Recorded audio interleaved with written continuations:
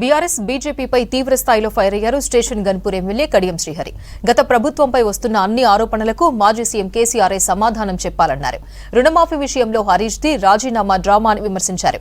తన దగ్గర 100 కోట్లు ఉన్నది నిజమైతే ఈడీ ఇన్కమ్ ట్యాక్స్ సోదాలు ఎందుకు చేయడం లేదని ప్రశ్నించారు. ఫోన్ ట్యాపింగ్ కామన్ అన్న కేసీఆర్ అధికారులను బలి చేశారని చెప్పారు. బీజేపీకి ఓటు అడిగే హక్కు లేదన్నారు. వరంగల్లో కాంగ్రెస్ అభ్యర్థి కావ్యతో కలిసి మీడియాతో మాట్లాడారు కడియం. 10 సంవత్సరాలు మంత్రిగా ఉన్నారు. కేసీఆర్ గారు కూడా తెలంగాణ ప్రజలకు జవాబుదారి. ఈ 10 సంవత్సరాలు ఏం జరిగిందో ప్రజలకు వివరించి చెప్పాలి. ఇవాళ అనేక రకాలైన ఆరోపణలు వస్తున్నాయి. ఇవాళ మేడిగడ్డ బరాజు 3 పిల్లర్లు కుంగిపోయినాయి అంటే దాన్ని చాలా తేలికగా కొట్టేశాడు కేసీఆర్ గారు. బహుశా రాజకీయం కొరకు తేలికగా కొట్టేశాడేమని నేను అనుకుంటున్నాను.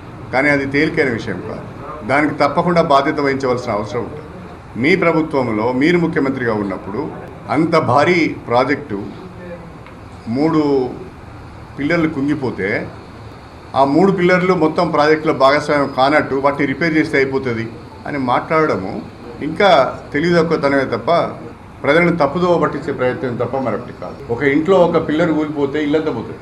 ప్రాజెక్టులో కూడా 3 పిల్లర్లు పోయినాయి అంటే 3 పిల్లర్లు సపరేట్గా తీసి వాటర్ స్టోర్ చేస్తారా? చేయమనండి కేసీఆర్ని.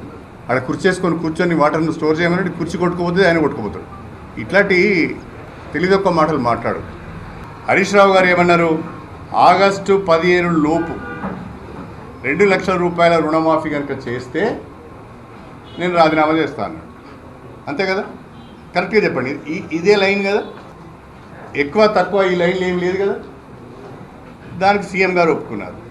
హరీష్ రావు మళ్ళీ యాడ్ చేసిన దానికి 6 గ్యారెంటీలు యాడ్ చేసి మళ్ళీ యాడ్ చేసిన దానికి స్పీకర్ ఫార్మాట్లో రాలేదు.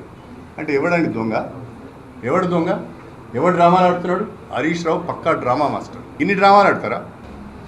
కేసీఆర్ ఆ మాట మాట్లాడి ఎవరిని బలి చేసిండండి? ఇప్పుడు దాంట్లో పనిచేస్తున్న వాళ్ళంతా ఒక సామాజిక వర్గానికి చెందిన వాళ్ళండి. ఆయన పట్ల నమ్మకంతో పనిచేసిండు. ఇప్పుడు వాళ్ళందరినీ బలి చేసినట్టే కదా? ఎవరిని బలి చేసిండు ఆయన? ఈయన ఆదేశాలు లేకుంటేనే వాళ్ళు చేసిండు. ఒకవేళ చేసి ఉంటే ఫోన్ ట్యాపింగ్ జరిగిందా లేదన్నది వాళ్ళు విచారణ చెప్పాలి. ఒకవేళ జరిగి ఉంటే ఎవరు చేయిస్తారండి? మీరు కాదా? మీరు చెప్తే చేయకుంటే వేరే వాళ్ళు చెప్తే చేస్తారా? ఎందుకు ఆయన తప్పించుకునే దొంగ తిరుగుడు మళ్ళీ దొంగ మాటలు?